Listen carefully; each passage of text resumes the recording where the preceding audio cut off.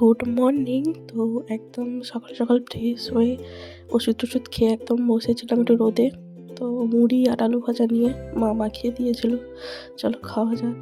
আর খাওয়ার পরে হঠাৎ মা এই পাঁপড়গুলো দিল, সেটাই খাচ্ছিলাম। যাই হোক, আমার ঘরে থেকে তো এই একটাই কাজ, হাতের কাজ করা আমার শখের কাজ, যেটা আজকে অনেক কষ্ট মষ্ট করে এটা প্রিপেয়ার করেছি। কেমন লাগছে অবশ্যই জানাবে, ভালো লাগলে অবশ্যই কমেন্ট করবে। আর ব্যাপারটা হচ্ছে স্নান টান করে নিয়েছিলাম, কাজ করতে করতে কখন 1:30 বেজে গেছে বুঝতে পারিনি। তো মা বললো খিদে পেয়েছে, তো স্নান টান করে নিয়েছি। আর এই যে একটা দিন বুলাই মেহমান হট করে কখন আগমন ঘটে যায় কেউ বুঝতেও পারে না। এই জায়গাটা 3টে হয়েছিল, যাই হোক এখন একটা হয়েছে আবার। চলো খাওয়াই আসি। আজকে ছিল ভাত, চিংড়ি শাকের ঘন্ট, সকালের আলু ভাজা জন্য মা রেখেছে, একটু ভালোবাসি খেতে তাই জন্য। আর ছিল সয়াবিনের তরকারি। টাটা, কেমন হলো জানিও।